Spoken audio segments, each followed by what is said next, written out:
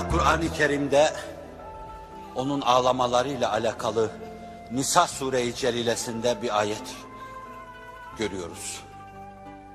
İbn Mesud diyor ki, bunu hemen herkes bilir ve şu cemaat içinde bilmeyen yoktur zannediyorum.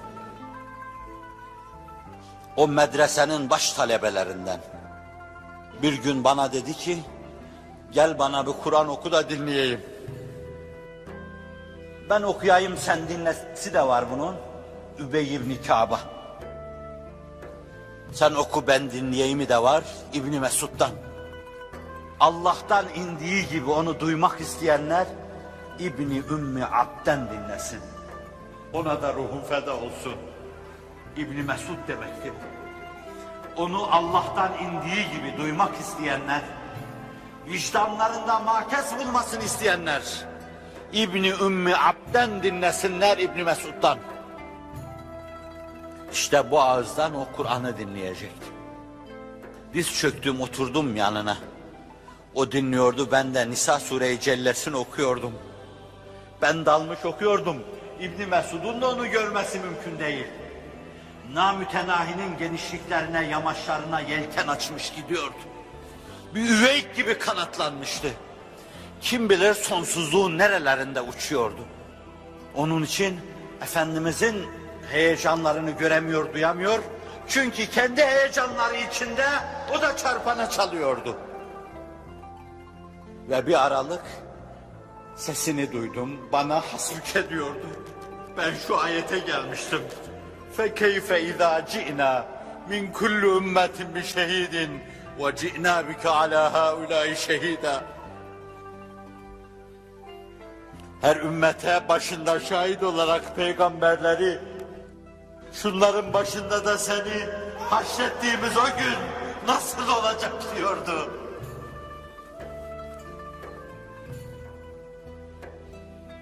يَوْمَيْذٍ يَوَدُّ الَّذ۪ينَ كَفَرُوا وَعَسَوُوا الرَّسُولِ لَوْ تُسَوَّى بِهِمُ الْأَرْضِ. O günkü kafirler ve Resul'a isyan edenler dümdüz olup yerde kaybolmayı isteyecekler.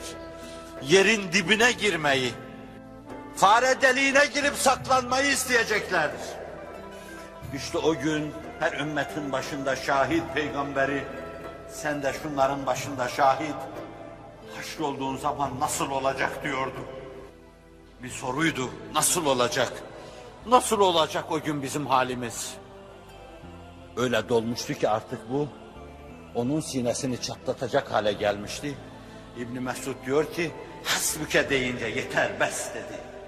Artık dayanılmaz hale gelmişti ki, dönüp baktığımda feltefet, fe izâ hiye aynâhu tedrifan. Ne göreyim, gözleri dolu dolu ağlıyor. Tahammül fersi hale gelmişti. Niye ağlıyordu insanlığın iftiharı tablosu? Allah'ın lütfuna ağlıyordu.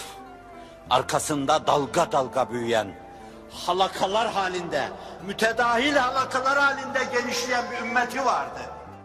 Ümmeti yönüyle tam Kevser'e mazhar, Hazreti Mesih'i geçen, Hazreti Musa'yı geçen, Hazreti Nuh'u geçen, Ülül Azim peygamberleri geçen, bütün enbiyayı geçen bir ilahi eltafa mazhardı. Allah'ın engin lütuflarına mazhardı, buna ağlıyordu. Ve ümmetin inhirafları da olacaktı, bunu da biliyordu.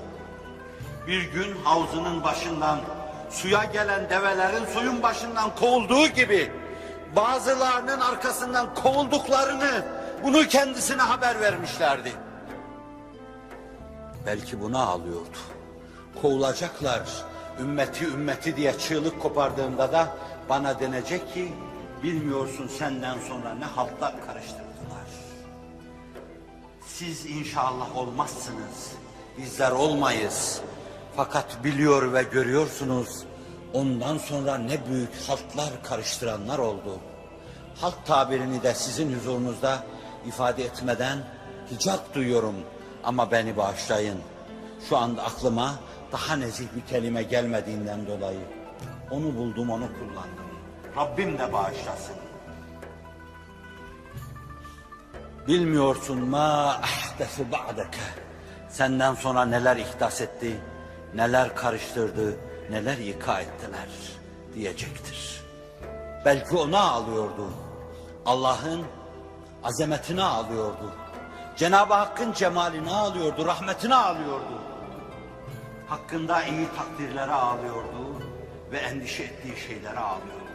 Ama Allah Resulü فَكَيْفَ اِذَا جِئْنَا مِنْ كُلِّ اُمَّةٍ بِشَهِيدٍ وَجِئْنَا بِكَ عَلَى هَؤُلَاءِ شَهِيدًا sözleriyle doluyor ve taşıyordu.